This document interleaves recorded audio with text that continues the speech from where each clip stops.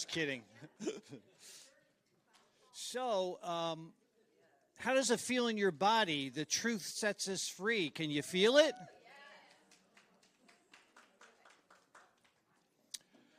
Pastor Dave wanted me to mention that every Wednesday now, we're going to have meetings here, and it'll be totally involving your repudiation process. Then, of course, what we said about scenes in the court, to go over that every Wednesday. And if anyone is interested, let's see a show of hands again. Who would be interested? Oh, 3/4 of the room. Gotcha. Times will be coming out, but here's the deal. Courtney, everybody knows Courtney, right? Okay, she has a list. Sign up for it. And any questions you have, she'll probably be able to answer. But it's brand new, but I think that's really exciting. Don't remember this. Number of times over materials equals certainty. So it has to become your life, a lifestyle, not just something that you do on the side. It's got to be a lifestyle, because this is a brand new, very old. It's your original state, right? This is amazing. We were gifted by an angel in the body that God had gifted us. Welcome, David. Great.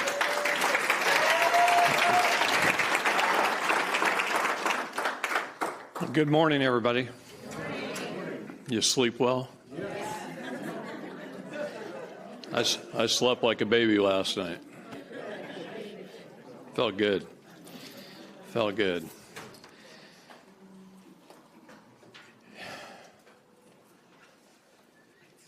It's really good to see a great group of people. I get the best people there is at my seminars. The salt of the earth, the people that'll stand up and do something. And I want you all to stand, because I want you to be powerful. I want you to be I am. Okay? Oh, go ahead. Stand up for a minute. I want you to learn to be kings. Let God be your King of Kings. Okay? I want to read you something. This is something a man who is a beautiful man put on his social media. I wasn't expecting it. And it's kind of his personal journey for a second. And when I met him, I'm trying to think of how long ago, probably 5-6 years ago, he was broken. His kids had been ripped out of his arms, and he was broken. And he put this on, and it touched me, so I cut and pasted and saved it in my notes. And to me, it's an example of what all of you can be and what you can become, every one of you. It says, Big Brother David Straight told me God was preparing me to walk into any court and demolish them with the law. God has used David to help me become an animal with truth and law and many, many others. I now see the law so clearly that I'm willing to go against any lawyer and any judge at any given time. And he does. He goes into the courtrooms and he destroys them. He goes into the state legislature meetings and he destroys them. In Arizona, I watched him stand at a pulpit just like this in a legislative meeting, and I watched the senator run from the room. Okay?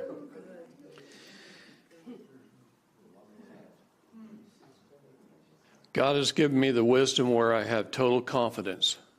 It's crazy when a man who is one of the most powerful law teachers in the nation sees something in a little nothing of a guy like me and speaks life and power into him, what it can do. We, the people, will have restoration by the God of heaven Those wrongly imprisoned houses and those taken from parents will be restored. Is there any man who can answer and will say God will restore, that God is a mighty redeemer? I know nothing but the direction of God in his timing, and he has made me a force through the blood of Christ and his might. I am happy that I suffered for many others to be saved alive, that parents may laugh and smile again. It was worth it. He has brought over at least 80 plus children home. Okay?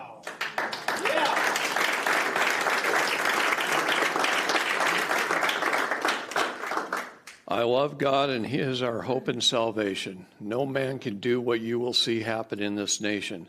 20,000, 100,000 will put our government on notice, then hundreds of thousands, and then millions.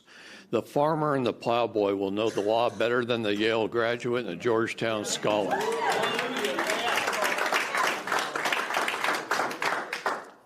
God will make the difficult plain and the crooked ways straight and show the oppressors that they are but men. Can you feel it? The Spirit of God is going to use the base and humble things and destroy the wicked and wise of this world. You see me saying it with all boldness. Stand by and watch and see if I'm lying. God is about to do a new thing.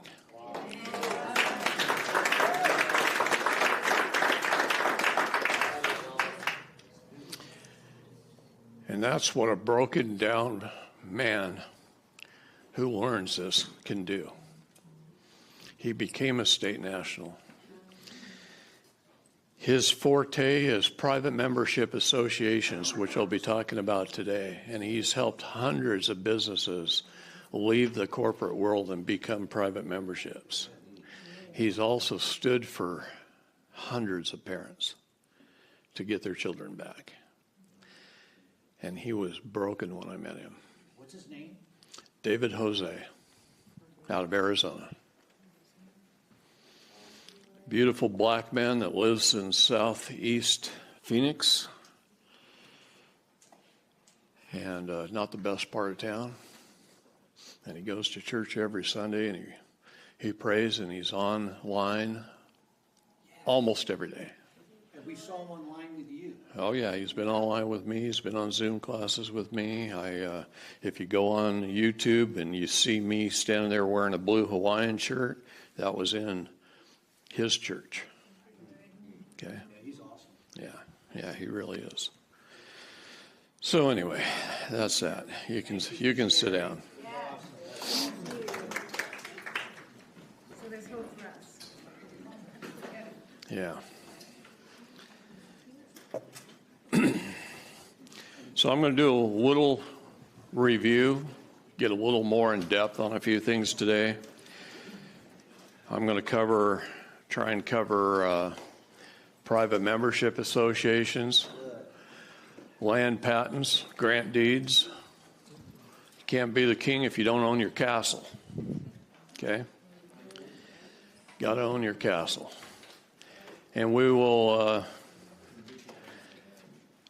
One of the things I'm going to try and teach is map overlays, so I can show you how this corruption works and how they go about stealing your property. You know, it's a thing where you get somebody sweet and innocent, a real estate agent, and then you get a sweet and innocent appraiser, and a title officer, and a cartographer, and a county recorder, and a variety of others, planners and so on at the county. And you put them all together, and it's a conspiracy to defraud. Right. They're going to work every day just doing their job, thinking they're doing what's right, what they've been taught. They go home at night and they sleep and they feed their family and all is well. Right. But what they're actually doing to you is stealing your homes. And they don't know they're doing it. They just don't know they're doing it. Shall I handle the question first? I didn't write it up there. Another sore subject. Shot equals shedding equal what?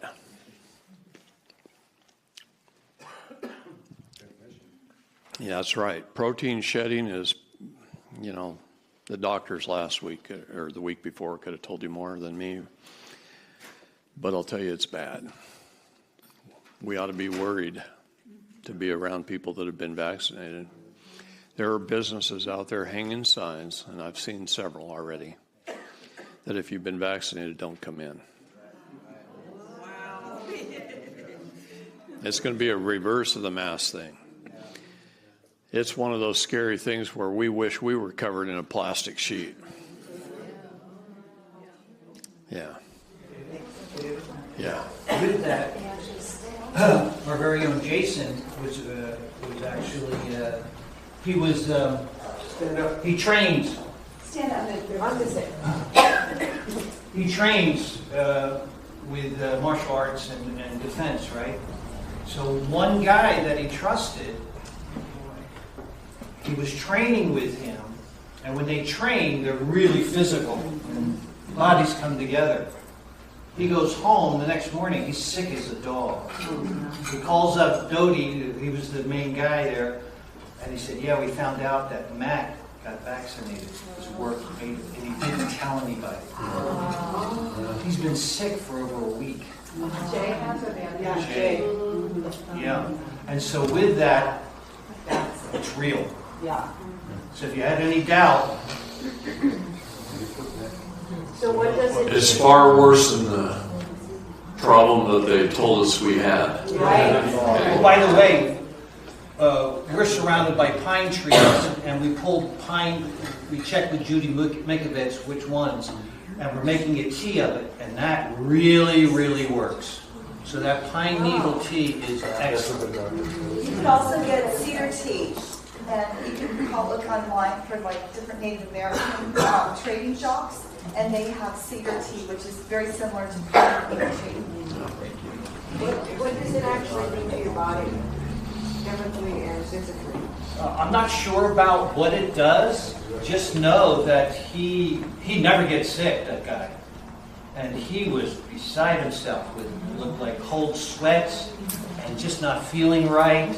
And, all the color left him. Yeah. He looked very drab and Yes. just lifeless. And this is a very vibrant, healthy man. Yeah. And Yeah. he did not. So nobody knows. We don't know. We're just going to monitor him and see what's going on, and That was helping. He was noticing.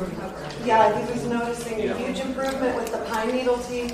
And we learned from a friend that it was Dr. Ely last week at the Free and the Brave, or 2 weeks ago, and he was saying it's the little buds that contain a really high dose of vitamin C. Really high dose. Yeah, that's it. Just so you know what that is. It's a doggy.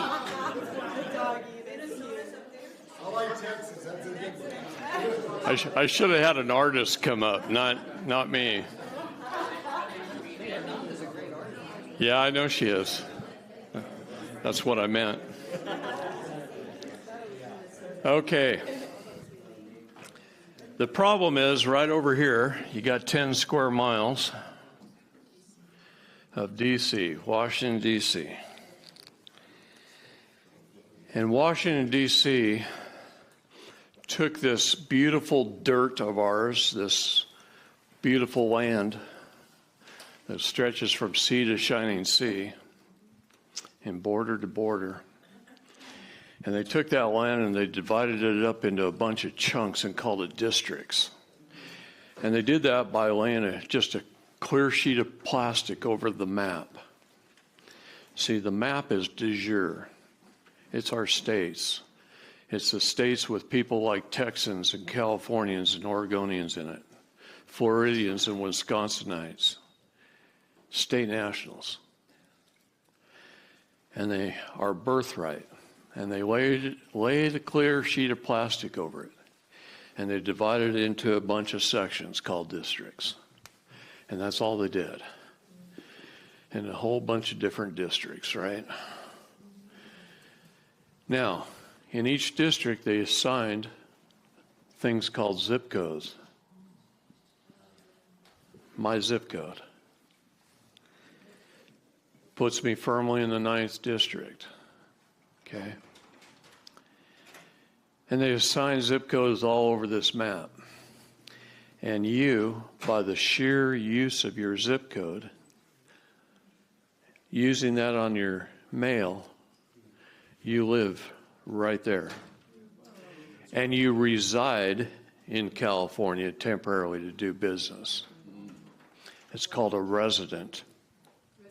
Resident. Being a resident of a district or a ward. So you live in the ward of the zip, and you're a resident of the state of California, the corporation that is registered right here. And so if I get arrested in my zip code by the federal government, the FBI agents show up, and they don't listen to me, and they arrest me. They take me to Portland, Oregon, they throw me in jail, and they try me in the 9th district of the District of Columbia. Where's Oregon? What happened to it? They don't care. It's not even on the paperwork. The paperwork says the 9th district of the District of Columbia. The 9th district federal courthouse. The 9th district. Has nothing to do with Oregon. And how did they do it? By the sheer use of my zip code, calling myself a resident. Citizen, person, and resident are 3 words in the law that you should never use. Never consider yourself a citizen, person, or resident. If you do, you're dead. Okay? If you do, they can try you in the 9th district. Yeah, so Oregon in here just went away from that one map overlay. Well, here's the next problem. Now they lay another clear sheet of plastic over it. And in this sheet of plastic, they've got all the individual states, you know, every little one of them. And that's the state of map overlay. The state of that corporate structure. And on that corporate structure of the states, they divide it up into little counties. And they just divide the state all up into little counties. And the counties steal your property on behalf of the state. It's the counties. If you want your birth certificate in California, you go to your county in California, the county courthouse. They hold it through the Department of Human Resources of California. What happens when you go to work for a large corporation? Where do they send you first? Down to HR.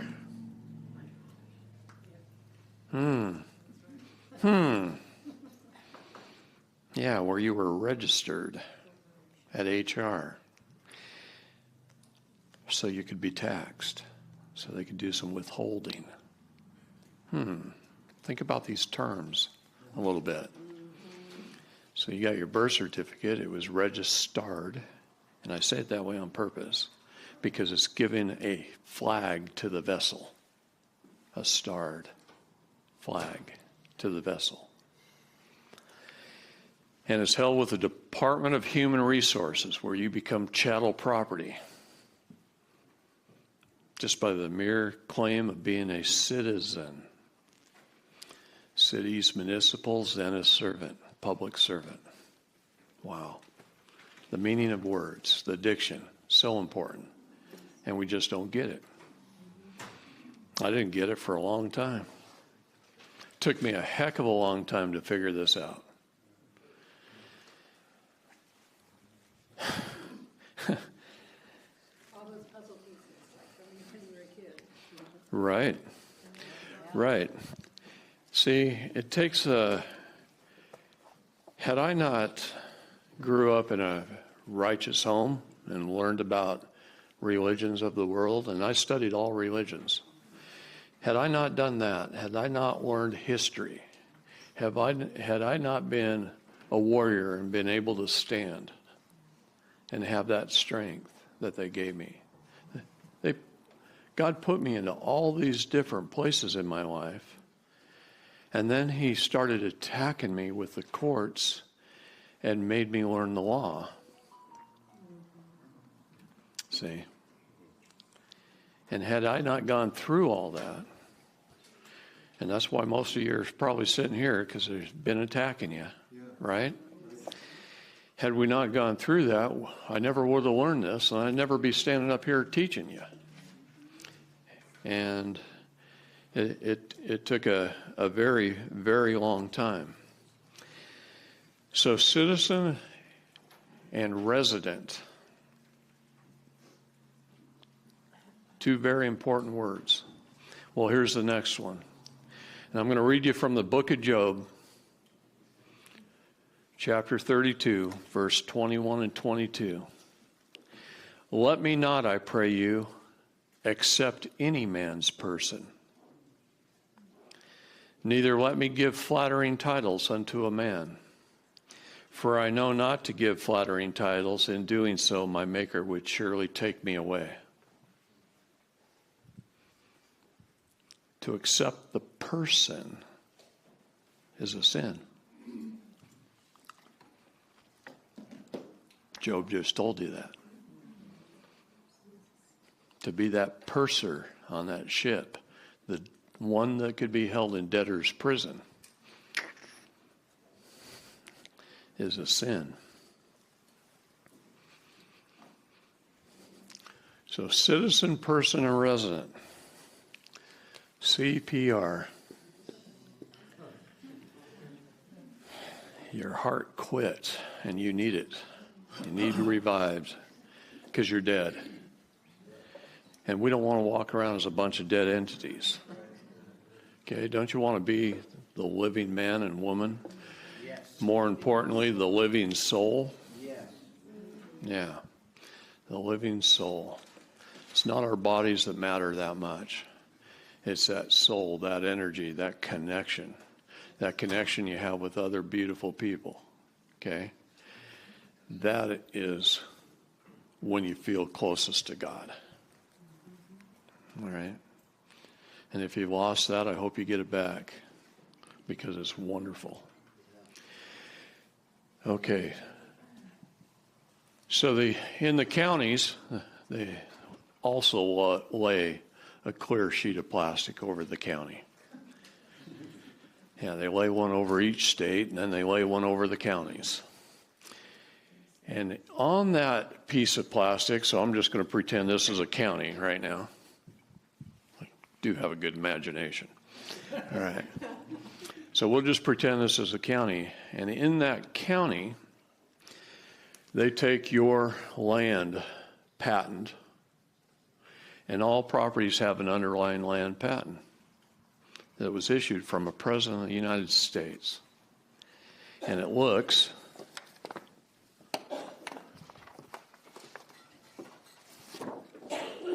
just like this.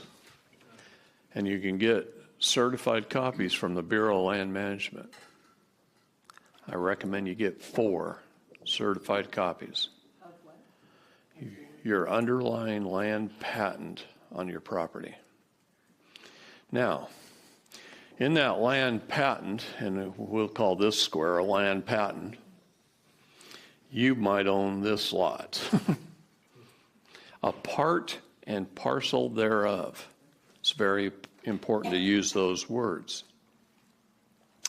A part and parcel thereof. So land patents have a number. So here's an example. You're going to post your property.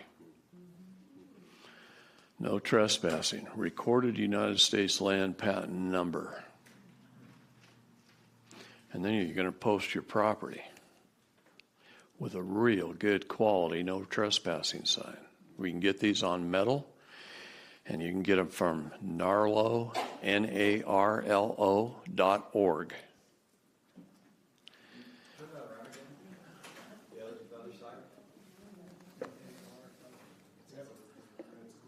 Yeah.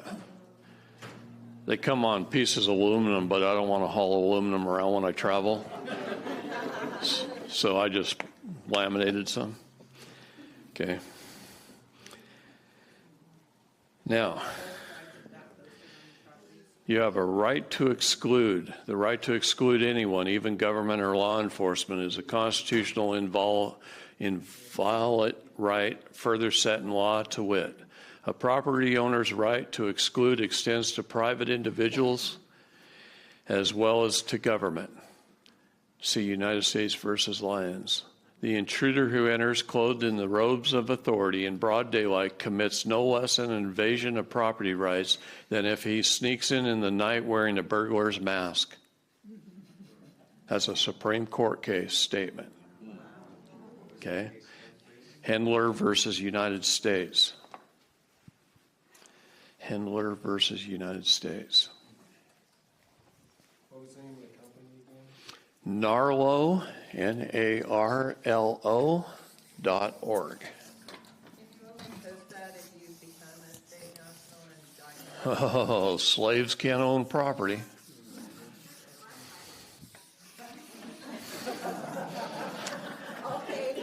That worked out well. Good advertisement plug for the church. Timing was perfect. Oh, man. That was great. So I want you to think of your land patent, your piece of property, your dirt, as a big old square chunk of immovable concrete that's so big and so heavy it cannot be moved by any piece of equipment. Okay, just think of it as that. And it's got a great big hook eye on it. The man that was given this property was granted this property by a president of the United States. Directly. Every land patent has a president's signature on it. See if I can read it on this one. Who's got good glasses on?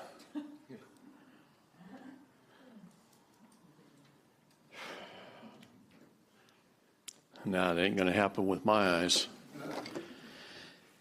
I got really good long-range vision and not very good short-range.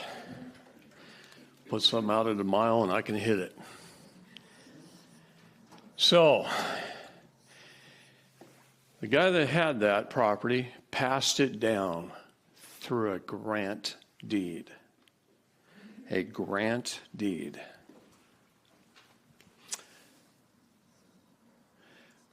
A grant deed, what am I doing? Grant deed is like welding a solid link of chain onto the land patent. We're going to call it a chain of title. Okay? A grant deed. And that person passed it down via a grant deed. And maybe that person passed it down via a grant deed.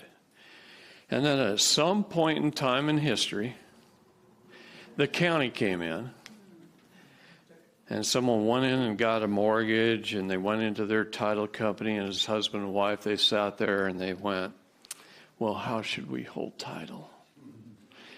And the title officer, part of that conspiracy to defraud, said, most husband and wives hold title in joint tenants in common, joint renters to the state.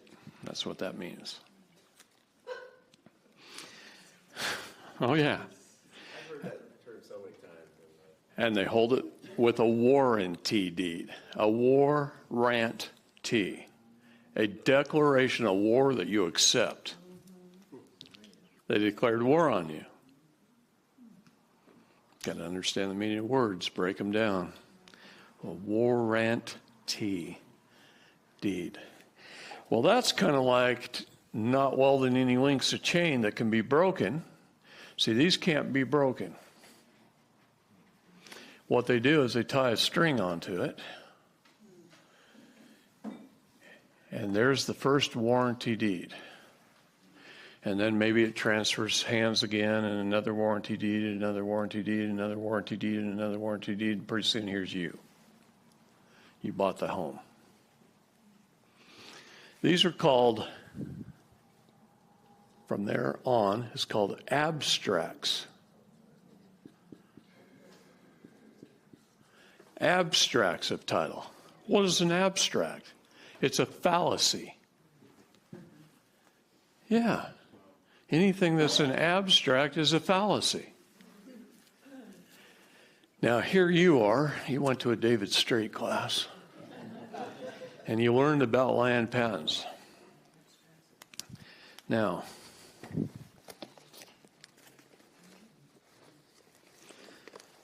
a very wonderful friend of mine that I've known for more than a decade, because back then he and I were putting our properties in land patent at the same time, and that's how I met him. Actually, a friend of mine said, "Hey, David, you're putting your property in land patent? Do you know this guy named Ron? He's down in Southern Oregon." And I said, "No, I don't know who he is, but now I'm going to find out." And Ron started to specialize in land patents, where me, I just do 8 million things. He specialized in them, and he wrote a book. And Ron is excellent. The first 100 pages of this is the laws on why they can't take your property away once you have a land patent. Page 114 starts the process of putting your property in land patent. Ron Gibson. These books are $45. You can order them through me or directly through Ron. It doesn't matter, as long as he sells a lot of books. This is how he supports himself, okay? And I help him sell a lot of books because they're one of the best book ever written if you own property, okay? Get rid of that cell phone that's ringing in my pocket all the time.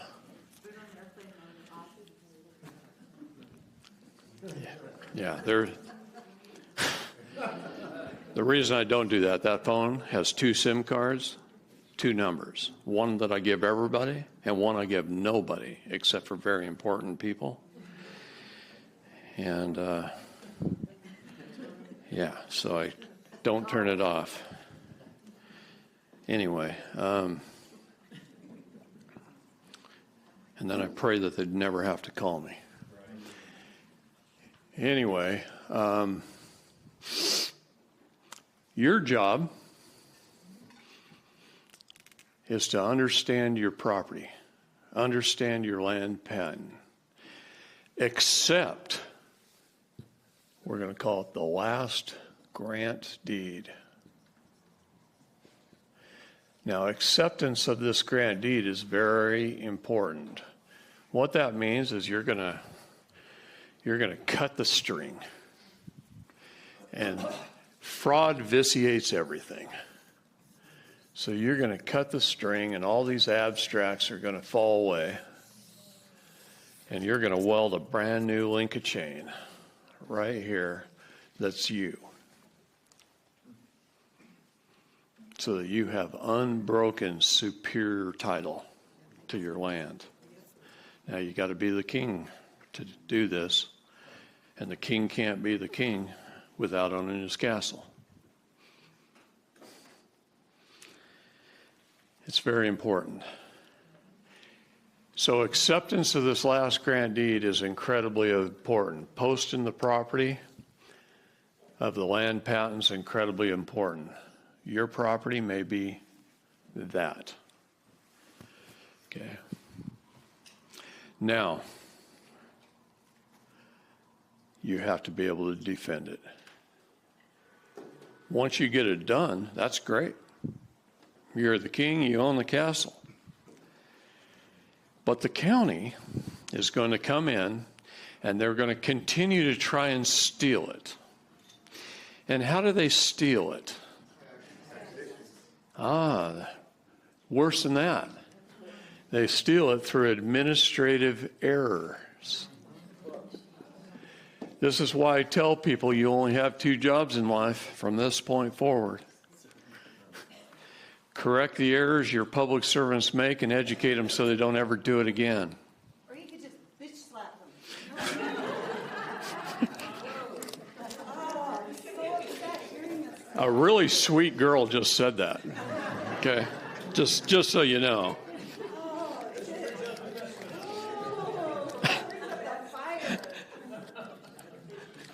There's people with NRA that other things you don't slap them with.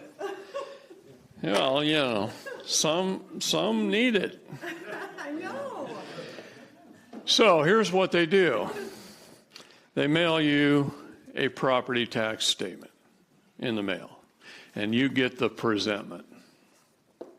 And you look at this presentment as the king and you go, holy Moses, I would probably do an acceptance on this if there wasn't completely full of errors.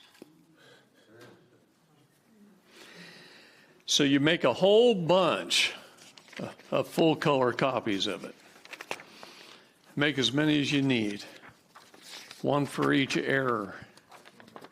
Because the whole damn thing's full of errors.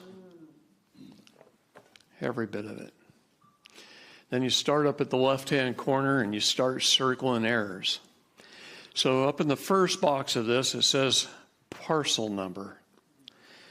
92-10-08-101-076.000-006. Who made that shit up?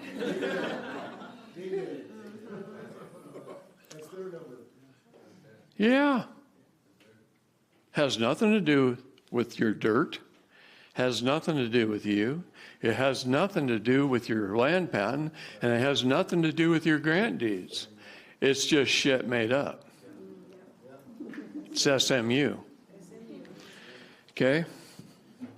So you circle it, and you say, incorrect description. And you go down to a blank spot on the page, and you put a big old circle, and you should say, land patent numbers. Now, my friend Doug, his piece of property sits right here on 2 land patents. So his says land patent number 6743 and 6747. Okay. And then you write Exhibit A at the bottom, because you're going to use it as an exhibit in your affidavit. Then you move to the next box.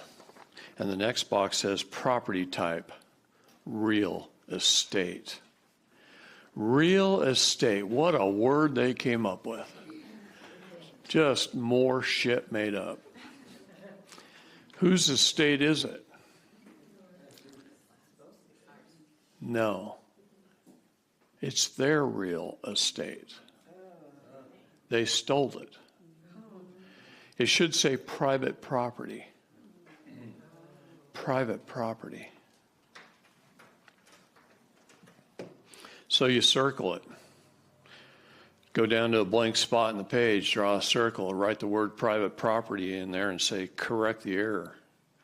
Exhibit B. Go to the next box. This one's funny. They got it down here. Deeded owner's name. Dyson Doug. Now, if you know my friend Douglas Dyson, you know Dyson Doug is not his name, and it pisses him off. Okay? So, everywhere on the paper that they wrote his name, Dyson Doug, he circled it. Name error, Douglas Allen Dyson. Exhibit C. See, they made just a whole bunch of administrative errors, one after another, after another, after another. And through administrative error, if you look that up in the law, it's no fault of theirs. And administrative error is no fault of theirs. The fault lies in the man who doesn't correct it. You acquiesce. You write the check and you acquiesce to the contract, and you let them steal your property on behalf of the state. So that means when you send them a bill, if you accidentally make a mistake and they don't correct it, That's- that falls back on them? Sure. Absolutely. Works both ways. Okay. Exhibit C. Go to the next box. Property address. 3830 E State Road 14, Columbia City, I capital N capital. He happens to live in Indiana. I capital N capital doesn't stand for Indiana. Not when you know English Styles Manual. It stands for the state of Indiana, the corporation. Okay, Doug knows this very well.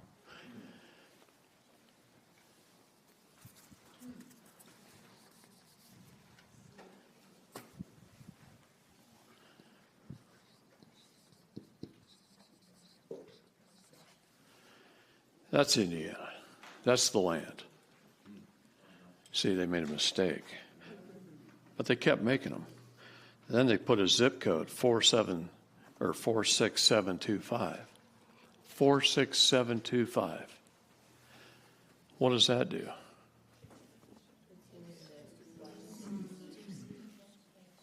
Yeah.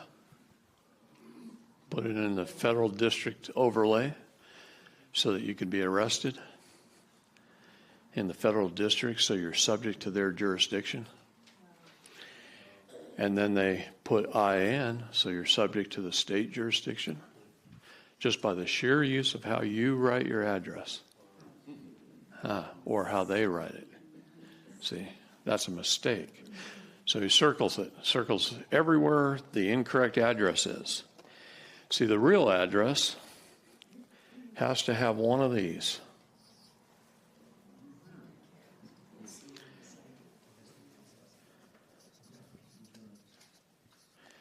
Now, watch this. East, not E, period.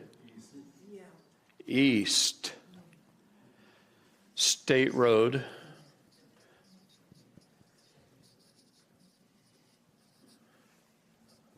(14)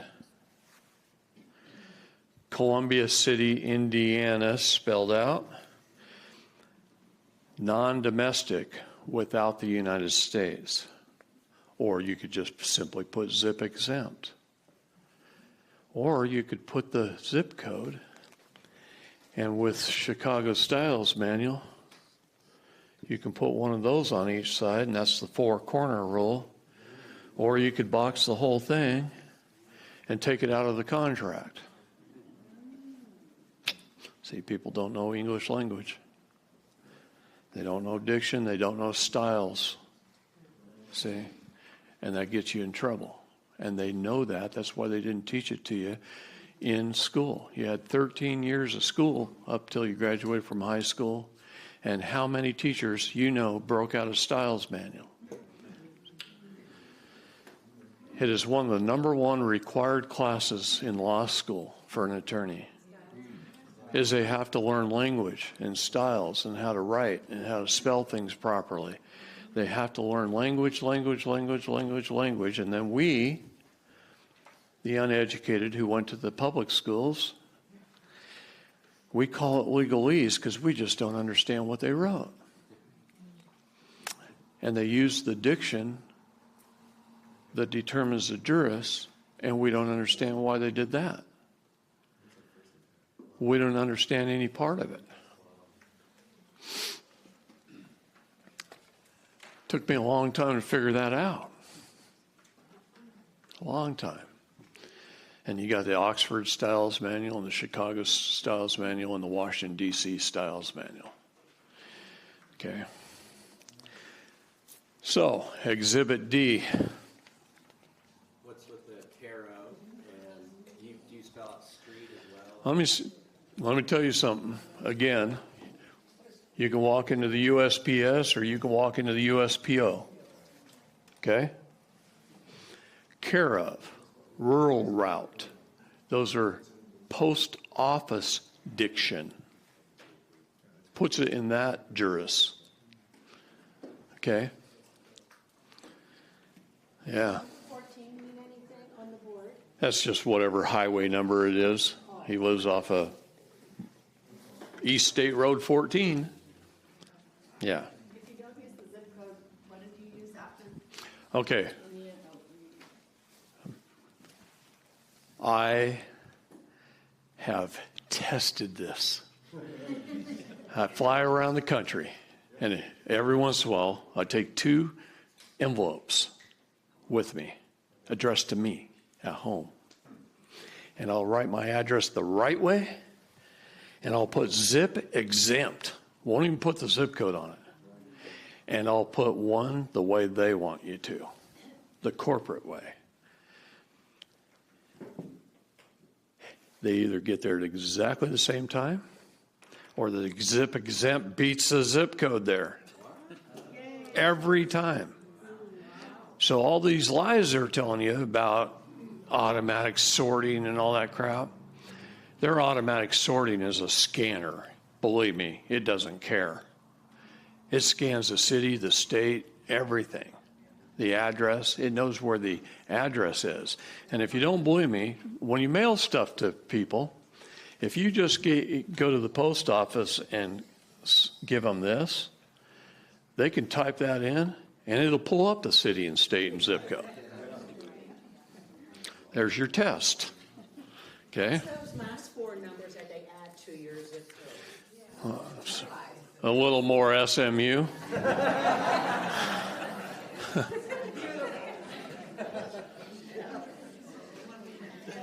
What's the computer though?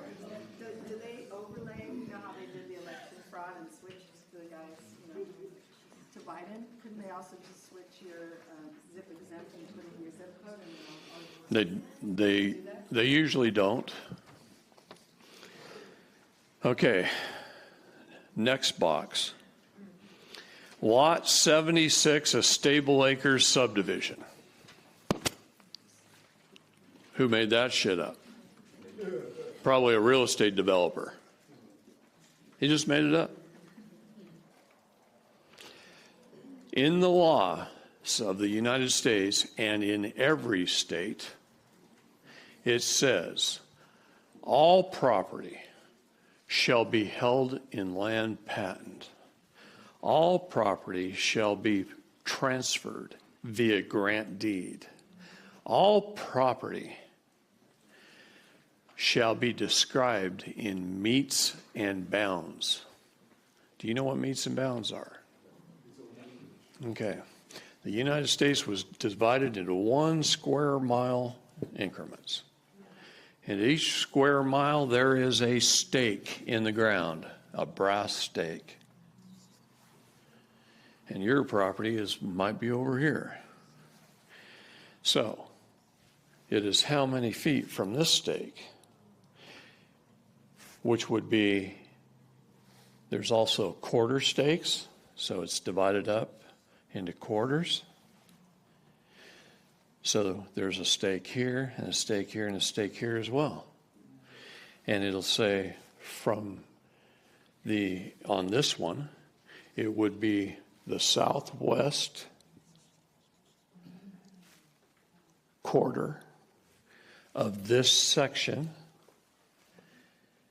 lying in this township and range, and it's 297 feet to the southwest property corner. And then it's, whatever the numbers are, 300 feet to the northwest property corner, and it's 300 feet to the northeast property corner, and it's 300 feet back to the southeast property corner, and 300 feet back to the starting point at the southwest property corner. That's a meets and bounds description. Now, if your property is all jagged, it's going to be a long description. Okay? I've had those. My last ranch was 3,300 acres, 9 miles of fence line to get around it. Okay? So you can have some long descriptions, but under legal description, if they put Lot 76, a stable acre subdivision, that's just shit made up. It's an error that you got to correct. If you don't correct it, you acquiesce to it. Okay? Sir, does this book have, examples of all these errors? No, I'm telling you what to do after the book. After the book, after you put your property in land patent, you got to protect it.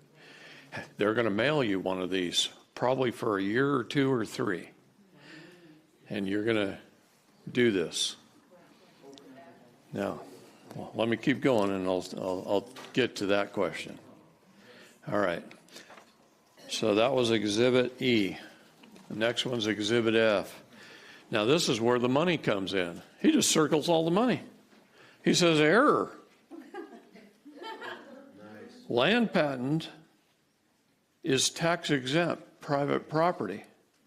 Yeah, the President of the United States, when he gave you a land patent, he said this property shall be held tax-free.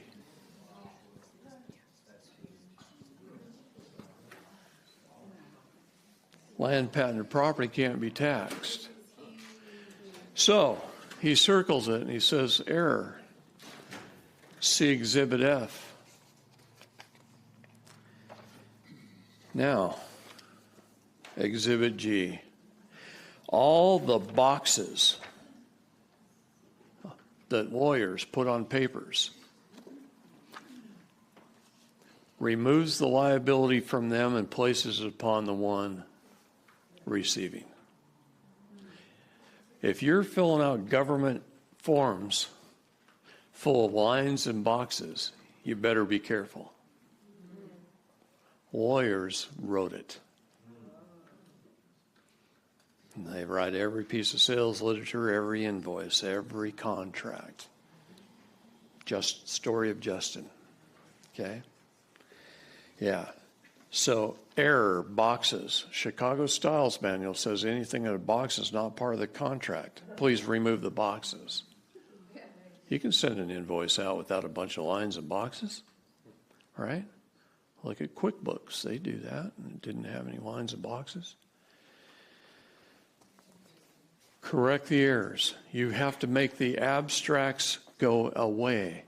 You know, there's people out there, and they're usually ex-retired judges who start abstract companies, and they get orders from the banks on foreclosures, and all they do is they check all the abstracts on a piece of property, all these strings, that SMU, and they give the mortgage company this string of warranty deeds.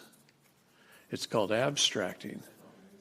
In California, you have to be real estate licensed to get an abstractor's license. So they also get real estate licenses. And they make a lot of money. I know a judge is making about $60,000 to $70,000 a month abstracting in her spare time, retired. See, she quit being a judge because of me. I started teaching her about this stuff. And when I got to land patents and told her she didn't own her house and faxed me over your property tax statement and I'll prove it to you, I didn't know she was a judge, by the way. Up until then. Yeah, I didn't ask. I just trying to help people. And she says, David, I'm going to have to tell you my resume. She worked her way through law school in the county recorder's office. Her mom was a real estate agent. She grew up listening to her mom do real estate deals. She went to work in the county recorder's office, thought that's a great way to pay for law school. She didn't come from a wealthy family, just an average family. And actually a single mother family. And she got very good at her job. And she graduated from law school, and she got hired by one of the top mining companies in Minnesota. And she was working for this mining company. She made quite a bit of money.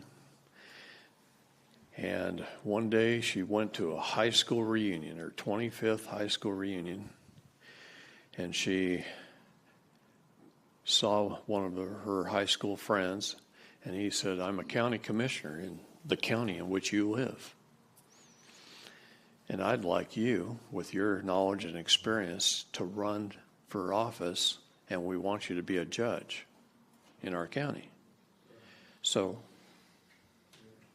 get on the ballot." And she goes, "Nobody knows me here. I work all over the state. I don't really work much in this county. There's not much mining in this county. I work for a mining company. I'm always somewhere else. I'm always on the road. I'm not sure I want to do this." And he talked her into it. And she went into it thinking she wasn't going to win. And she won. She won. And she became a judge. Most of what she handled in the early years was just real estate transactions, foreclosures, things like that. And then as she graduated on, she started handling different types of cases. And that's when she realized there was corruption. And she didn't know what to do about it. It was bothering her bad. So she saw one of my YouTube videos, started calling me on the phone every day. Super persistent. And so I'm educating her on the phone about an hour a day. I'm giving her. It's just very difficult for me to give somebody an hour a day. And I'm educating her. And it's when I got to the point of the map overlays and the land patents, she just went, oh, and her mind opened up and the light came on. And she goes, oh my God, we've been stealing property from people.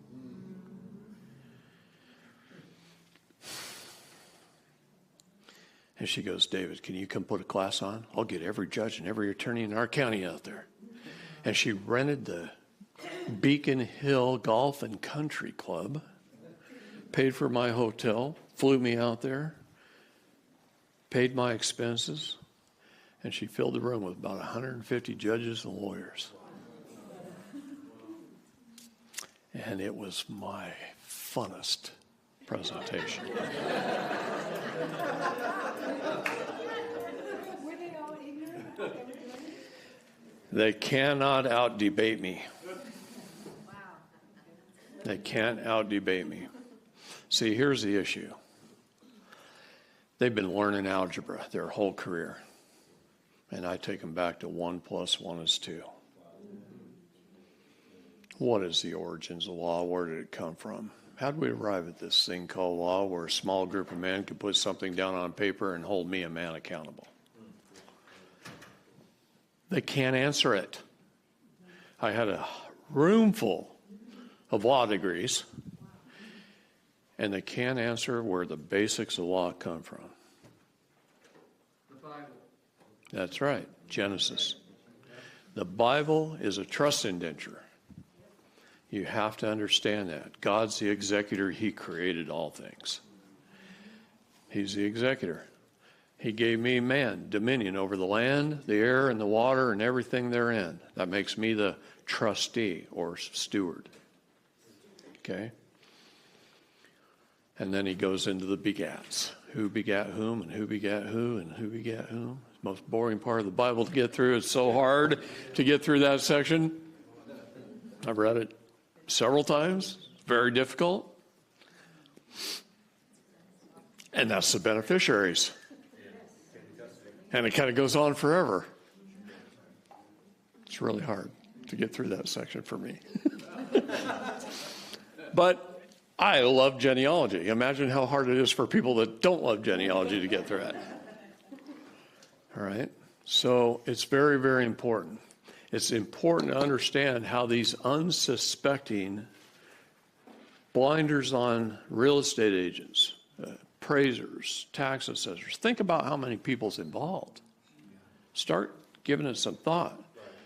By the time they've made all these errors, there's a developer error in here, there's title company errors in there, there's all kinds of people who are just getting up in the morning thinking they're righteous and going about their job and doing the right thing.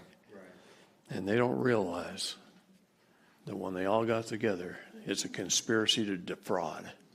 What do you do when you come up against a recalcitrant county employee who says, I'm not doing anything with all of your corrections? You keep at it.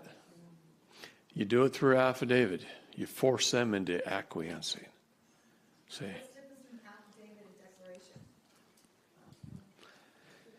Oh my gosh.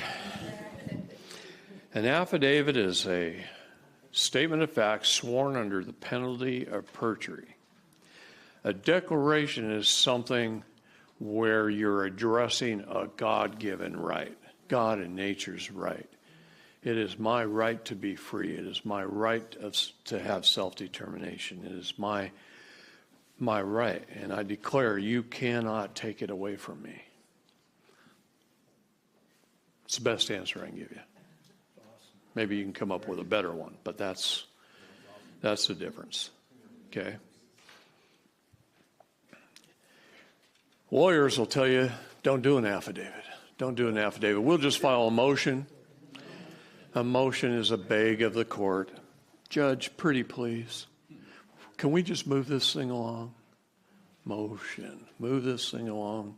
Can we solve this one little issue so this thing can keep moving forward? Fuck that. I don't beg them to do anything. They're my public servants.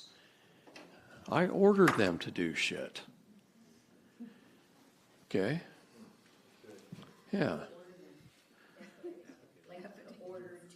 Yeah, there you go.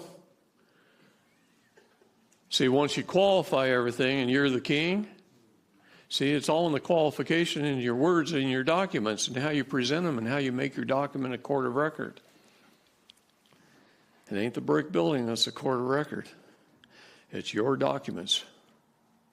Your documents become a court of record when they're properly served, publicly published, bonded, and filed. So you have to figure out how to do that, right? You do it with the registered mail, label 200, and you serve them. Because what are they? They're a bank. They're a post office. It's very important. So when I'm correcting the errors and I get this all done, and remember I said Exhibit A, Exhibit B, Exhibit C, D, E, F, G. Okay, each one of those exhibits, this is evidence. It goes in each paragraph. Each page goes in a paragraph in my affidavit. So I do an affidavit. Okay. I, David Straight, being of sound mind, blah, blah, blah, the whole affidavit format. And then number one.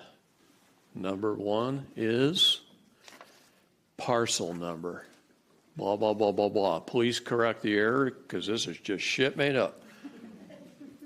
Yeah, it should read land patent number, blah, blah, blah. Correct the error and I'll accept it. So it's a conditional acceptance, essentially. So essentially you're saying that most people are just compartmentalized legally. Thank you. You've watched my videos. I haven't used that term much in this class, and you've noticed, right? Yeah. They're all compartmentalized legal idiots. We all are. We've all been indoctrinated. We've all got our blinders on. We've all just been going to work and doing our jobs, and we don't even know if we're doing the right job. See, I owned a title company. I've owned 2 mortgage companies, well, actually 4 mortgage companies over the years. I owned a financial planning company and a real estate company and 3 development companies. a construction company, a specialty building supply company, a hydroponics company, and others. How many lives have you lived? I just do a lot of things at the same time, and I bring good people around me to run it. See, 1982. I graduated from high school in 81. And I had my first college degree 2 weeks before I graduated from high school. And in 1982, my dad decided he was going to retire. And he had a very large construction company. And he says, guess what, David? I just bought Mom and I a Provost motorhome and a little Cadillac to pull behind it on the trailer. And we're going to go travel. We're done working.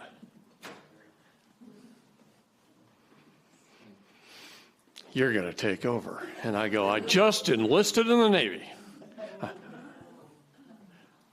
How am I going to do that? He said, don't worry about it. We have good people. Our people can run it. You own it, they run it. I said, cool. And I left. I didn't even start managing that company until 1995. That's when I started managing it. Yeah, I had good people. That's what happens when you surround yourself with good people. See, and I love good people. All right. So when a title company does a title search, are they like making a lot of errors? Are they aware of these? What were they? No, in a title search, they're just looking for that guy and that guy and that guy and that guy and that guy and this guy and this guy and this guy and this guy, and they usually stop right here. And I go, why did they not go back to the land patent? Well, maybe it's because they don't want to reveal or disclose the information. Right. Then they get the same. That's why they call it abstracting. They hire an abstractor to do a chain of title on the abstracts back to the last link in the chain. And I go, crap. Why did you only go back to 1920? Why did you only go back to 1945? Yeah. They left that shit out. See? Why? Was it to defraud? To remove the disclosure? We've got a county, David, that won't let you access the grant. Oh, geez. Surprising. Oh, yeah. Surprising. So surprising to me. Not. The woman who does that abstracting, this is what she does. That makes $60,000 a month. Who is Oh, yeah. All she does is do chain of title searches for like big banks that hold notes on people's property. Now I'll tell you something very interesting that happened 2 weeks ago. She calls me up. She goes, David, I want you to look at this. I just sent it to your Proton mail. Okay. I look it up. She goes, guess what I'm abstracting? All the United States Postal Services buildings. They're in receivership. Huh. How interesting. Well, what did they just rename the United States State Department? Well, Trump bankrupted it all. He bankrupted the United States, Inc. He bankrupted its agencies, its USPS, and they're just all in receivership. So now they're just opening up under a new corporation. And that's what's been happening the last couple months. So our United States State Department just opened up under a brand new corporation called the Department of State. That was always their nickname. It was never their corporate name. It was a U.S. State Department. That's what it said on the building. Oh, what tangled webs they weave. See, Drives me crazy. But the United States has done that over and over and over again. How many bankruptcies does the United States have? What? Who said that? 3? Okay, 1861. 7 years later, 1933, 1945, 1999, 2020. That's 6. 6. I already had 5, and then I said 2020.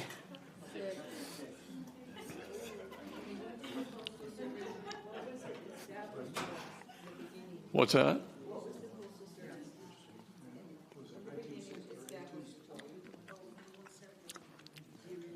Yeah, Benjamin Franklin. I've studied Benjamin Franklin quite in depth. And he set up the Postal Service as the first national bank of the United States, the United States Post Office. It was set up as a bank. It was also set up as a courthouse. All the courthouses were post offices and banks. You go look at all the old buildings. They all say, yep, U.S. Postal Courts, right? And all the old buildings, Boston, Philadelphia. I love going to Philadelphia and seeing our capital. And going to the original Treasury. I've got some beautiful books from the original Treasury. It's just gorgeous. Talks about how our money was first issued and what it looked like and all that. Pretty cool. And of course, that was real money before they fiated it. Huh? Well, yeah. And it was used for developing the Constitution. Well, that's right, but the first Constitution usurped the Articles of Confederation. So, and Judge Napolitano talks about that all the time on television. Because the Articles of Confederation, that was the name of the United States before 1776, was a Confederated States of America. See, the Morrill Act, Senator Morrill, passed an illegal tax act, and it unfairly taxed the farmers of the South versus the manufacturing and banking of the North. That was the cause of the Civil War. The Civil War was never about slavery, ever about slavery. No, even Abraham Lincoln sent a letter that says, I would never have freed the slaves had it been left up to me. And here he's credited with the emancipation. Sound just went dead for a second there. That was just to get the 13th Amendment passed. The First Amendment that was really illegal to pass. Oh, we already had a 13th Amendment. It was called the Title of Nobilities Act in the first Constitution. Yeah. See, we had one. And there were 9 copies of the very first Constitution, the one my grandfather signed. Only 9. They were held in 9 state museums. And they burnt 8 museums down in one night trying to destroy that Constitution. And Kentucky's was saved. Otherwise, we wouldn't even have a copy. Those were the 9 original parchments. 9 original parchments. And we lost 8 of them in one night. Can you imagine how close we came to losing that document forever? Yeah, it's kind of interesting. See, the cabal has existed for a very, very long time. And they didn't want that title of nobility act in there that our Thomas Jefferson put in. They didn't want it in there because the title of nobility act said no bar member could ever hold office of president. And here we have Biden. What a great example of a bar member. 50 years in his career and he hasn't done shit, and we expect him to do something in 4? He hasn't done anything in 50 years. He's just a pansy. Yeah, if it's even him. I know it's not him.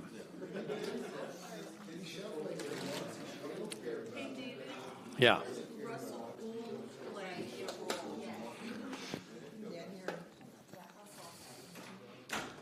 The military thinks of him as an amateur. He is very intelligent. He's very correct. He's very right. I was with Russell when he took over the Supreme Court of the United States. It was a beautiful sight. I was good friends with Russell, good friends with Dave Miller. I've been at all their houses before. And I was at Dave Miller's funeral. Okay. Those guys got it right. However, in saying that, if you go in a courtroom where everybody speaks English and you're speaking Japanese, and they don't know Japanese, it doesn't do you a whole lot of good. And there lies the problem with Parse syntax grammar. See, Parse syntax grammar is really a perfect language. It puts math to English. That's all it does. It puts math to English, and it's a perfect language that nobody can freaking understand. And because they can't, how effective are you going to be? So I stick with the portions of Parse syntax that are basically the basis of the styles, English styles, like the proper use of colons and semicolons are very, very important. We don't realize the importance of those, and hyphens. Hyphens are very important to describe things, to qualify things. I call it qualification. To qualify something, if I wrote David Lester Straight Vessel,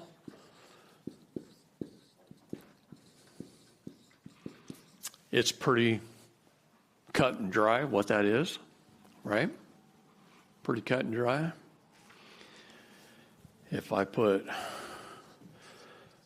David Lester Straight Executor, it's pretty cut and dry what it is.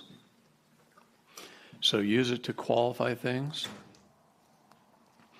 When you're operating in different jurisdictions, your name is written in different ways.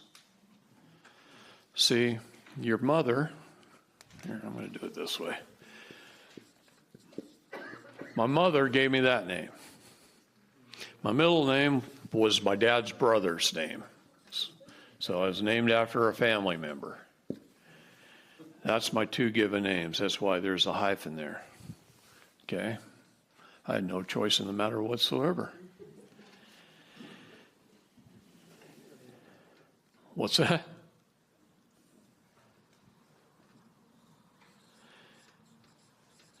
That is a family name. That name has changed spelling so many times as it's come down. I mean, in Germany, it was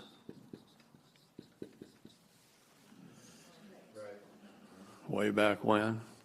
And then they came ashore on a boat, and they got off the boat, and they walked down the pathway, and there's guys sitting there on the desk, name, and they write it down. And boy, they aren't accurate. So they wrote it down. So they wrote it down in a million different ways from my ancestry.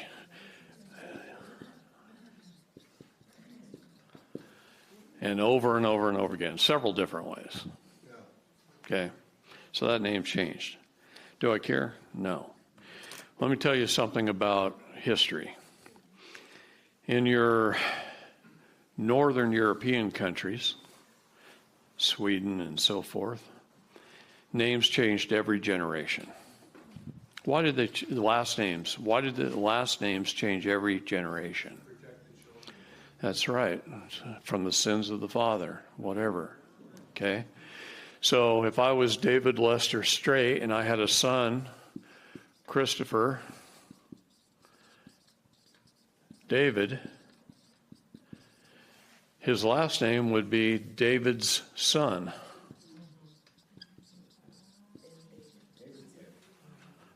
Christopher David, David's son. And if he had a son named Daniel David, it would be Daniel David Christopher's son. Okay?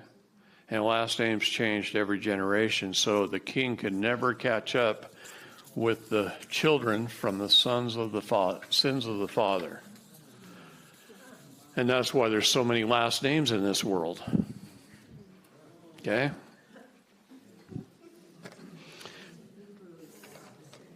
What's that? Yeah, Hebrew is the opposite. That's exactly right. Okay, very, very important. All right, let's run through a short, before our break, question and answer session on land patents, abstracts, how they steal your property. Well, whatever questions you have, I want answered. Can you do these for properties within, right in a town, not land far away? You can. You can. For a regular house in Ashland? A regular house in Ashland? Yeah. Here's where you have a problem. When you have old apartment complexes that are 2 stories this way, and you own a condo in it, well, now you can't. If your condominiums are townhouses, right? Now you can, but you better be accurate on your description because you got to go right through the center of the wall. Okay? Huh? Here somebody's living above you. You can't claim the land underneath and take your neighbor's property. Stand up so we can hear you, see you. Thank you. Yeah. I have a question. Okay. What if, and I know this part is too, but I would imagine they could still steal your property if you're still a slave, but if I'm a slave, which I'm a slave, and I own my home outright, it still belongs to them. I still don't own it regardless if I paid it off. That's right. Okay. Isn't that terrible? Not only that, you paid it off with fiat currency, so it's a debt. It's a debt to your trust. It's just legal tender. Anything that's legal tender tenders it to a later date, to death and probate. So if I were to put my paid off home in a trust, is there any protection there as a slave? No, not really, because they'll break most trusts, especially if a lawyer writes a trust. Lawyers write trusts designed to be broken. Yeah, that's an interesting little thing in the law. You know why? Because their ultimate goal is you to get wealthy, and then they steal it when you get old. And they put you in an old folks' home, and they take it all back. Oh, yeah. They love to do reviews. Also something that, we had a property put into a trust, and the lawyers weren't breaking it, but the judges were corrupt, and they were doing everything to help them. So, And they called you the alter ego of the trust and broke the trust. The biggest reason they do that is because there's no acceptance of the trustee to be the trustee. That has to be a position you're willing to fulfill. So if you don't accept it to be the trustee, then they come along and call you the alter ego of the trust. It's all yours. You just did that for tax evasion. Go ahead. Yes, since I'm a new king and I lost my castle 2 years ago, can I use land pat to go back and capture it?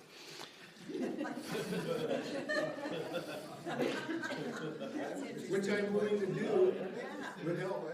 Let me tell you something. Technically, you can, but are now at this point, are you preying on somebody, a neighbor? No, because they stole it from me.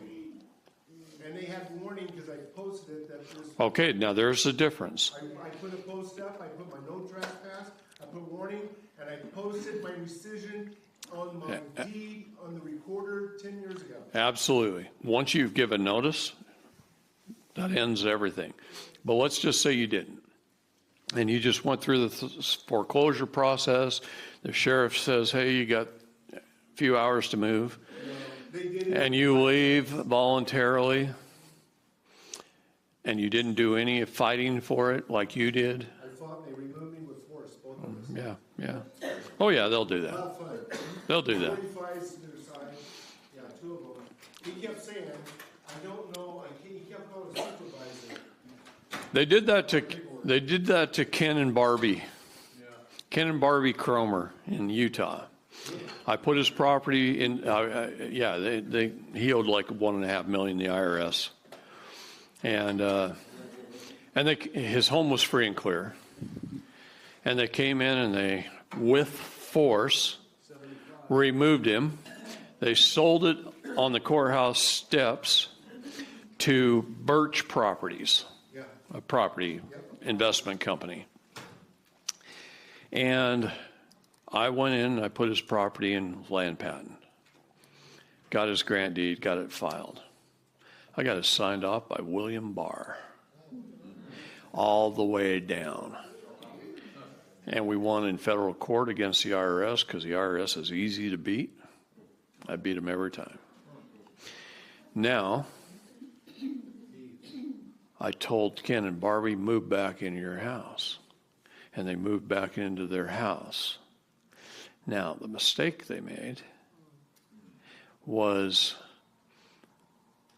some of the wonderful patriots that stand up. A couple of them just came and stayed at their house with their ARs and sat on the porch and showed a show of force. And the cops came over and talked to them all, and everything was cordial and everything was nice. And they stayed there a couple of weeks, and then the ARs went home.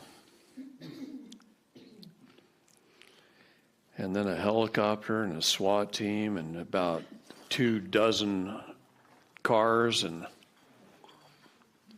shows up in the middle of the night and jerks them out of their house in their underwear. And a truck shows up with a dumpster and throws everything of theirs into the dumpster and rips them out of there.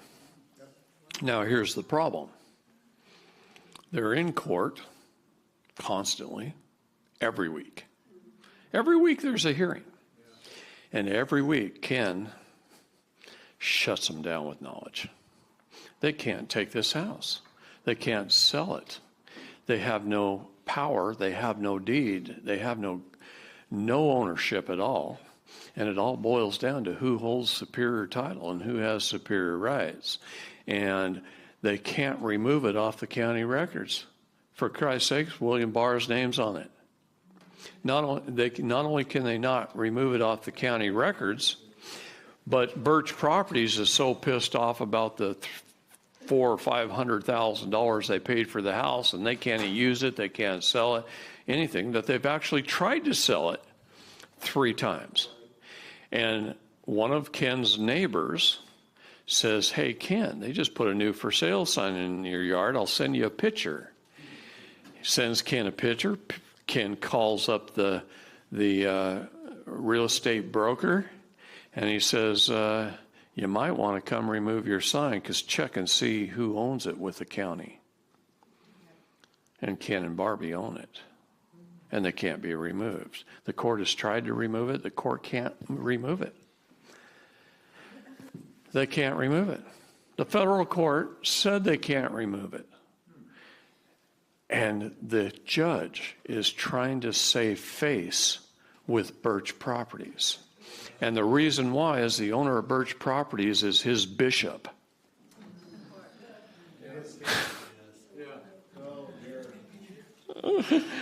Oh, God, it's fun. But here, Ken and Barbie is not living in their house right now. They were kicked out for 11 months. And then I got them back in, and they lived there for almost a year. And then they got them out again. Do I go through you to do this, or use Ron, or both of you? Because I got Ron's book, but I ain't doing it for you.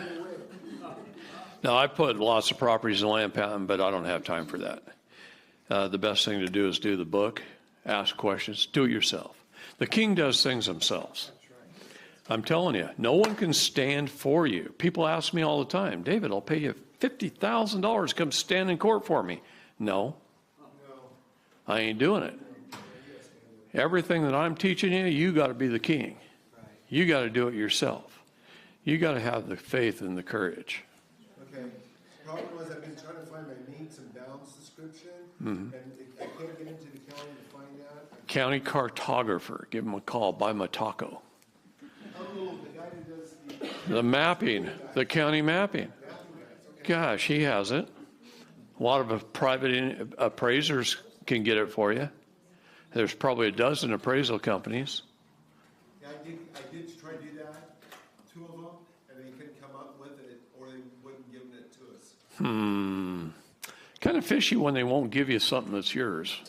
Right? Well, that's true. So I go through all that process, and I assume it's all completely spelled out in the book, and I'm ready to post those signs. I have a couple of rental properties. If I go through the process, I can put those on my rental properties as well. It's your property. I have a question. A couple days ago, before I came down this weekend, my husband and I were in the garage, and we have a home-based business, so we were home, and we heard a bunch of rustling by our garage door, by the gate. We're like, what is that?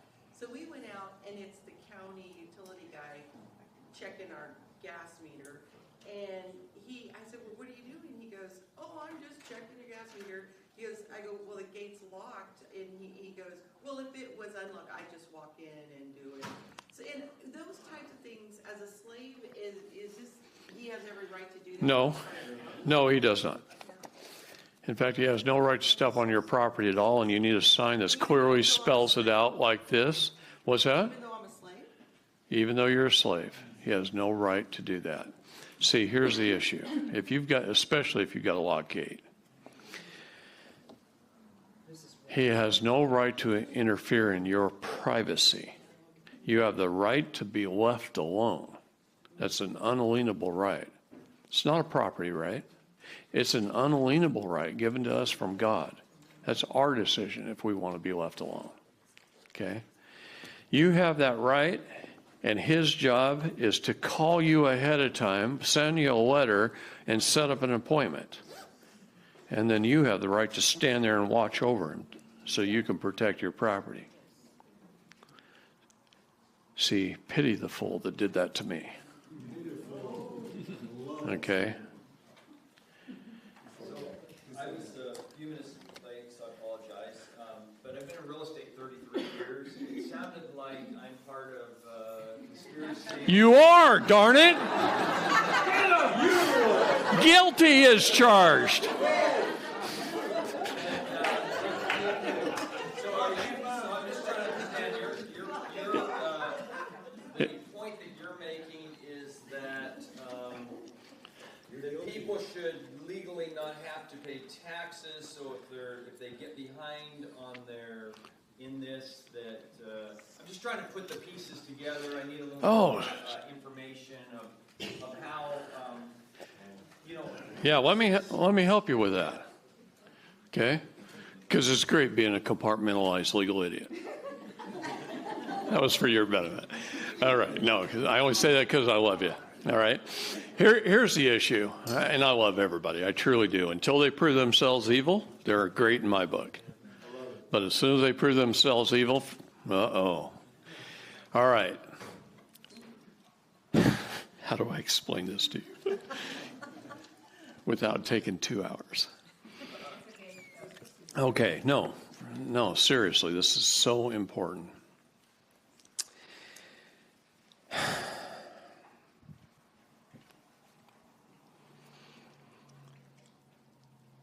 The fact of the matter is, you could be doing what's right, and right now he's following the direction of the real estate board, a labor union.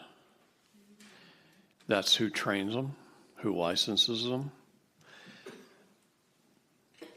is the real estate board. And the heads of the real estate board, and how I know this, is a very good friend of mine named Bill Pfeiffer, was the head attorney for the California Association of Realtors. And he lives in Bend, Oregon. See, people always have this thing that, man, if I don't pay my taxes, who's going to fill the potholes? That comes from the tax at the pump. Sales tax is a fair tax. Sales tax is really the only tax you should be paying. You shouldn't be paying any on your property. Right. We've already paid all of our income taxes and property taxes forward. Right. They're done. The accounts are full. They're called CAFR funds. Let me give you a little example, and I'm going to use my own city because, well, I know the numbers. Bend, Oregon has 100,000 people. Deschutes County, the county, has 250,000. Bend Parks and Rec has a budget of $67 million a year. Parks and Rec. There's 114 Bend police officers. Their budget, coincidentally, is $114 million a year. I find that interesting. $1 million a year budget for every cop. The county of Deschutes has about 110 officers. Their budget, $180 million a year. The city bus system, $45 million a year. And I could go on and on and on with all the city services and county services that have big budgets. If you add all of that money up and you divide it by the 250,000 people living in the county, it's about 50,000 for every man, woman, and child. You telling me you're paying that in taxes? No. Taxes don't fund government. Taxes do not fund government at all. So if this is the federal government's budget, see these that I write down as taxes?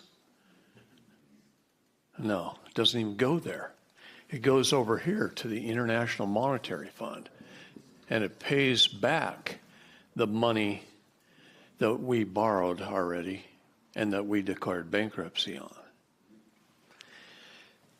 The only thing that goes here is tariffs. Big difference between taxes and tariffs. Okay? All of this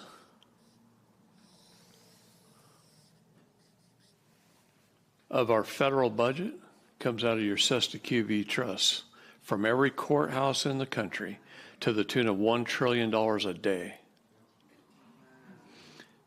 That's why Nancy doesn't care if she spends $1.7 trillion this week and $1.8 trillion next week, and she don't care. They don't care anything about the debt clock. See, that's for the sheep. That's for the slaves to see, to make you feel like you're in debt. You don't have any debts. You have credits. I can deal with the I period S period, IRS period. I can deal with the IRS, which is a collection agency for the International Monetary Fund. They don't even work for government. The Secretary of the Treasury does not work for the United States at all. They work for the International Monetary Fund, the United Nations, the Council on Foreign Relations, And you can follow that chain of corporation right on up to the top. Just like Dairy Queen's owned by Burger King, right? On and on and on. You can follow the corporate structure. It's real easy to follow the money. And you can see it all. No, so when I deal with them, I deal with the Internal Revenue Service credit department.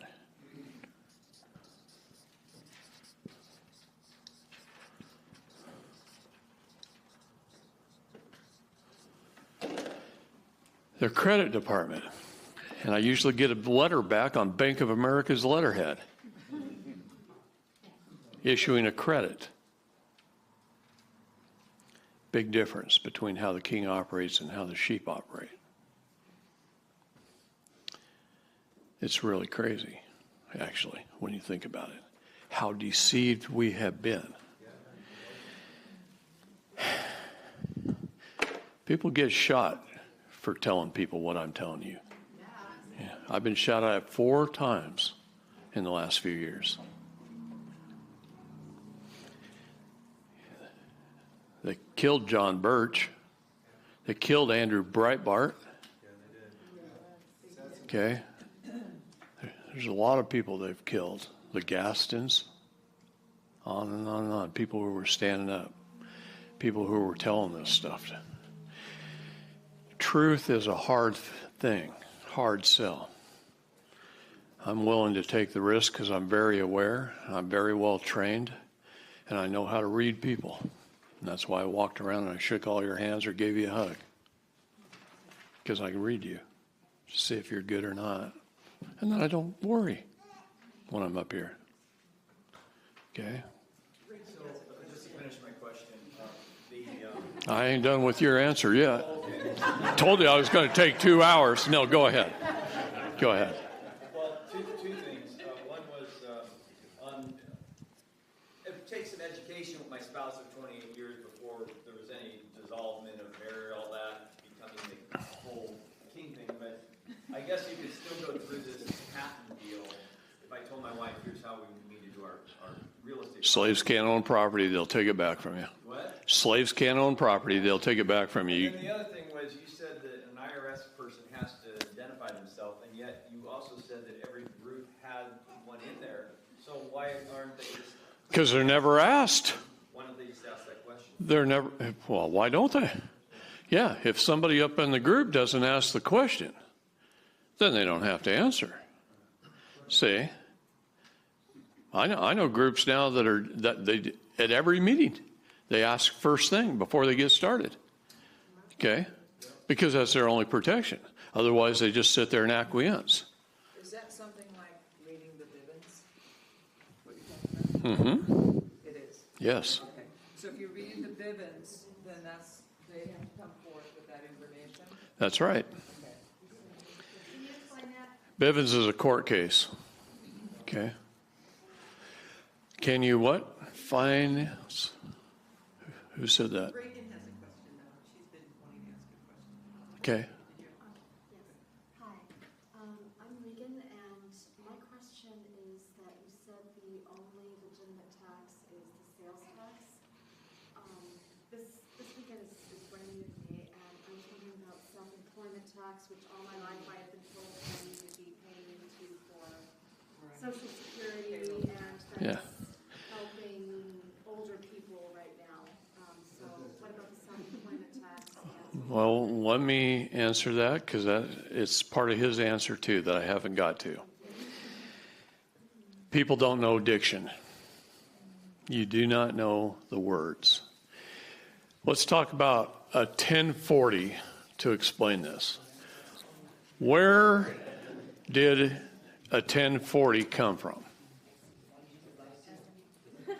That was cute, but no. 1040, back to good old honest communist Abe, Mr. Abe Lincoln. The first part of indoctrination in our school system is our little kids getting up on stage wearing the beard and the hat and saying 7 years ago. Oh my God. When you have read real history, letters and journals of people who lived during the time, that's how you learn real history. See, textbooks, history is written by the victor. Okay, you ain't going to learn real history in a textbook. So where did the 1040 come from? The 1040, the country was bankrupt. It was 1861. And the 1040 was called the 1040 bonds. It was known as a gift tax. To help fund the war efforts.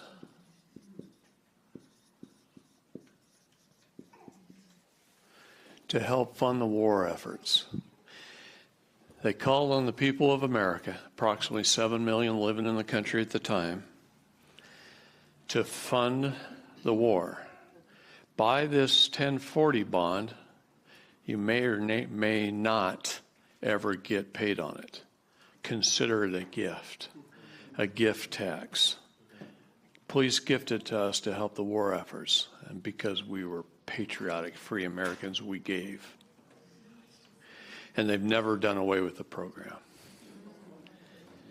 The 1040 is a gift. It says right at the bottom of it, you sign this sworn under the penalty of perjury under voluntary compliance. It's voluntary. People don't know words.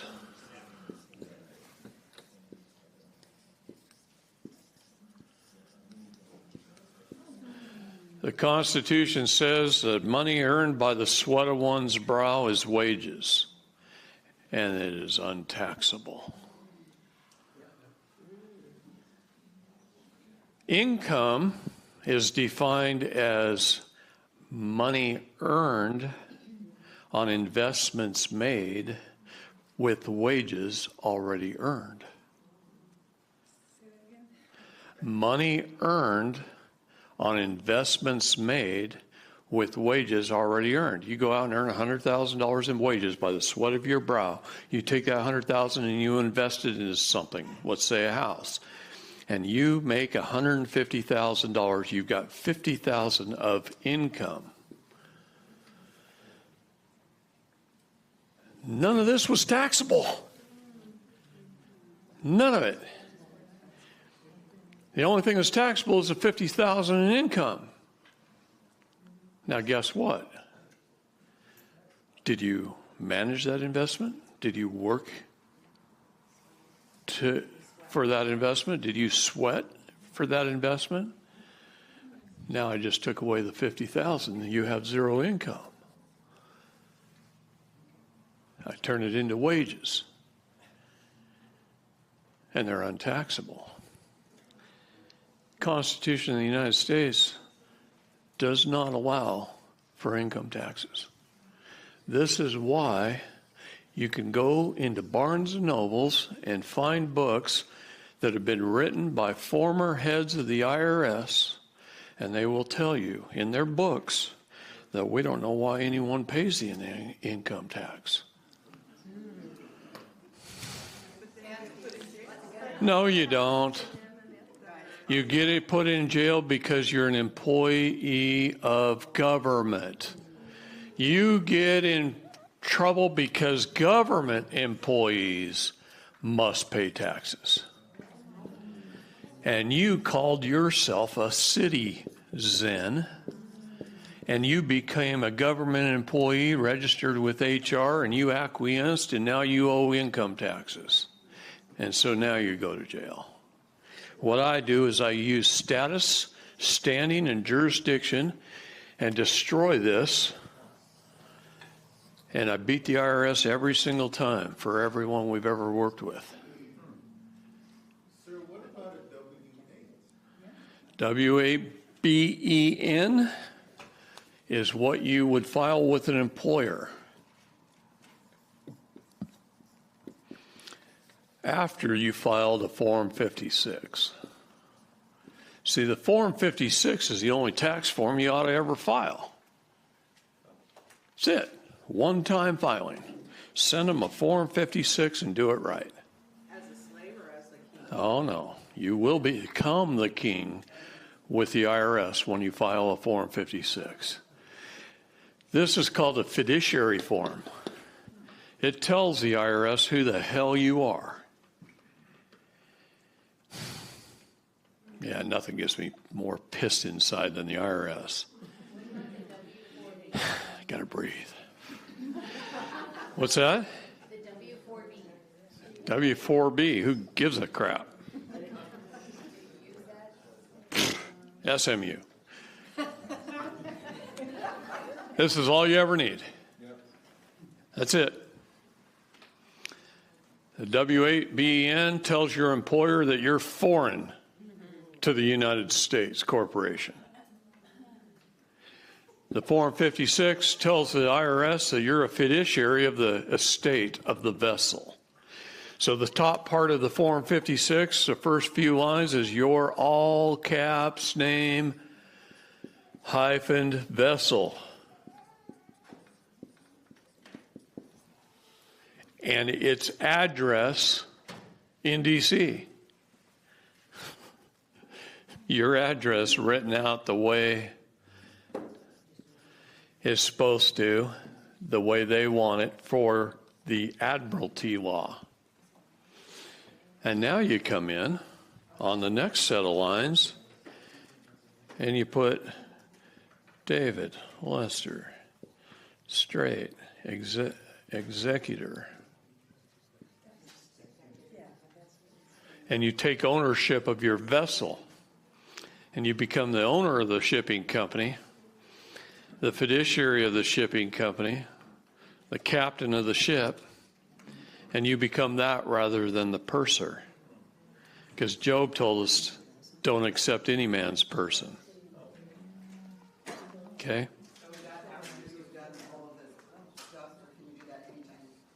What's that? Can you file those papers anytime or do you have to do it after you? All right, one more time. Very first thing you need to do is an affidavit of repudiation and a declaration of who you are to the Secretary of State of the United States of America so you can get that crap in LexisNexis. Then you have to get a passport that reflects that status. You do that at the passport office in San Francisco. It requires you to be good at your education level because you can throw the football perfectly in a perfect spiral at the exact point in time, and you don't know the way those idiots are going to run because they don't know nothing. I go to Seattle and I get crap done up there because there's lots of state nationals go to Seattle. Okay? I think Gary Darby was probably the first and the only one that ever went to San Francisco, and it took all day to sell it to him. Okay, but he did it. He got it. Hey, David, what happens if the IRS has already filed, Form 57 and taken your ability to use your passport? Rescission it. For the cause of fraud and swindle. The United States Code uses that word, cause of fraud and swindle. Anything they do to you is because of the cause of fraud and swindle. What's that tell you? That they're corrupt and they do it all the time. The United States Code is very clear on that. The cause of fraud and swindle. So I use it for everything. And fraud vitiates everything. Okay, one more, and then we'll take a break. Back to when they're talking about the Bivens thing. I'm part of People's Rights on a phone. Good.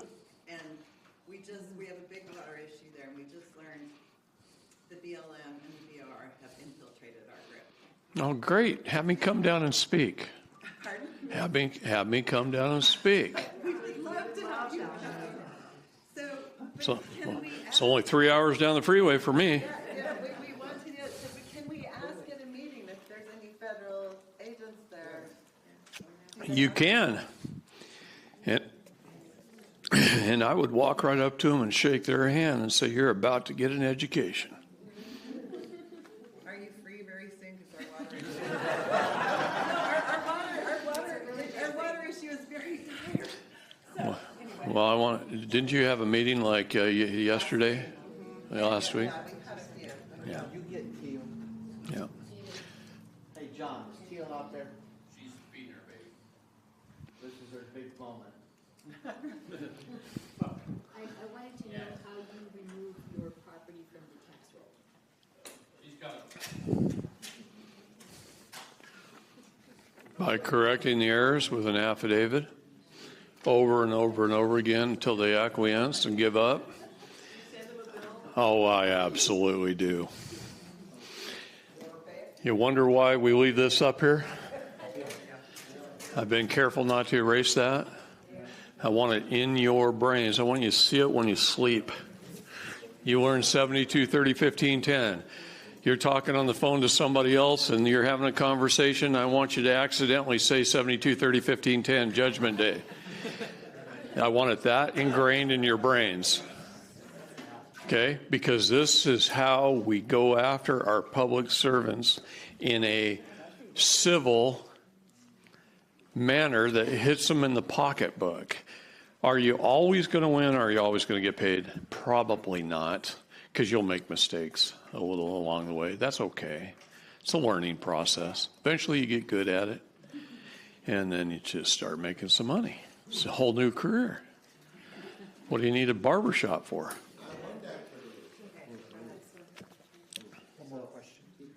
I got a question. Good. So, she is not a citizen yet.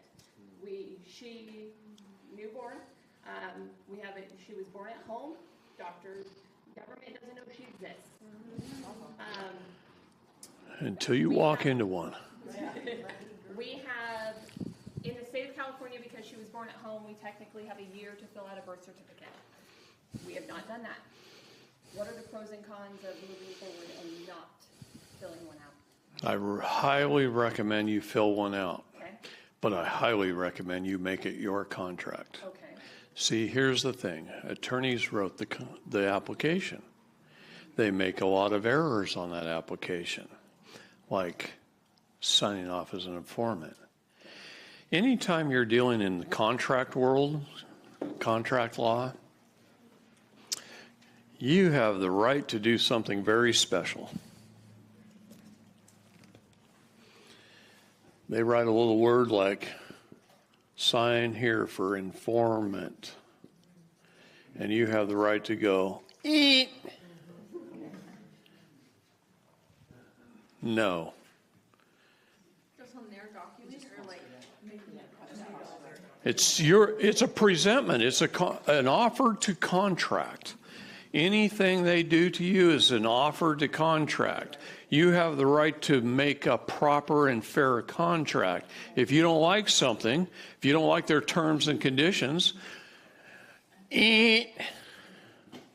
initial it and put in what you want it to be. And what would that be, David? How about mother? How about father? I don't care if you put God's child. You put in what you want. You're the king. Okay?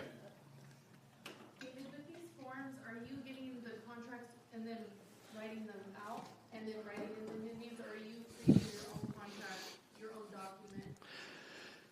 I like to create a lot of my own documents. The problem is a lot of times your agencies don't accept them, so I just mark theirs all up. Yeah, and it's one that you just print off online. So. No, yeah. Print it out, mail it in. Don't ever do anything online because you can't control it. For her, You know who controls it? Computer programmers. so for her, I have to actually go in and I have to take a witness of her birth, and we actually have to have a scheduled meeting with someone from the other. Do an affidavit with witness signatures. Okay. Now, first, before you do anything, go buy a family Bible. Okay. You write the event down of her birth in the Bible. You get 3 signatures on it, and you go record it. Okay. Now, you're going to have to record it outside of California. Okay. Because California won't record anything that's not connected to real estate. Okay. See, they're already fraudulent. So just Call the girls up at Pima County, Arizona, County Recorder's Office. They'll walk you through it. They'll tell you to put in a money order for $30. What you do is you take a picture of the page in the family Bible. You write a little one-page affidavit with it, make it a document, and send it off and have them record it. Do it with registered mail. Make it a court of record. Have it recorded. It's publicly published. It's every bit as legal. And if you did that first, I would also recommend a little child claim form where you're claiming your children as your property. Okay? Set up a business. Put them in contract. Put them in trademark. Get everything done ahead of time, and then fill out the birth certificate and cross off what you don't want. Put in what's right. Does the color ink matter at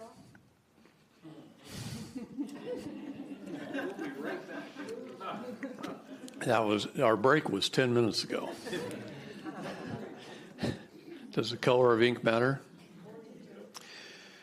Color of ink does matter, actually. You will run into issues here and there with governments who say, no, we're not going to take a signature from a purple pen. I say, you're my public servant. I'm the king. I use purple.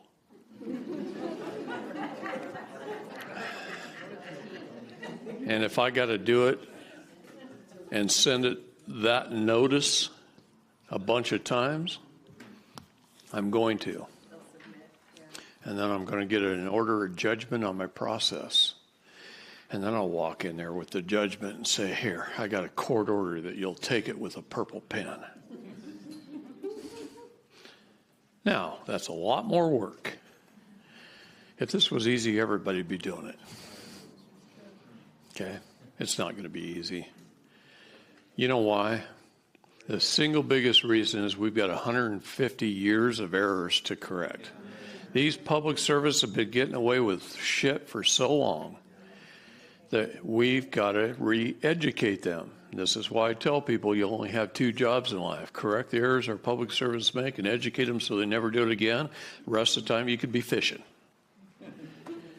Okay? A lot of people are colluding unwittingly, aren't they? They're working for Absolutely. They don't know. No, they walked in and they gave them an employee handbook, a policy manual. And in the policy manual, it says, do it this way, this way, this way, this way, this way. Who wrote that shit up? See? We got to get back to the rule of law. William Barr, President Trump, both of them have said, let's get back to the rule of law. See, the law is clear. It's written down. It's black and white. It says what it says, and it doesn't say what it doesn't say.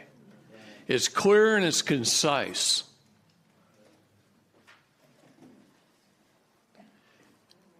Case law is just SMU. It's the opine of a judge. You going to let them use that against you? Some judge sitting in Ohio who is politically motivated or racially biased or didn't like the way you looked or the way you talked or the way you act, so he ruled against you, and that ruling sets precedence for you? Don't ever allow that. Prosecutors bring in that case law, and guess what I do? I get their document off the docket, and I destroy it. I don't let them get away with anything.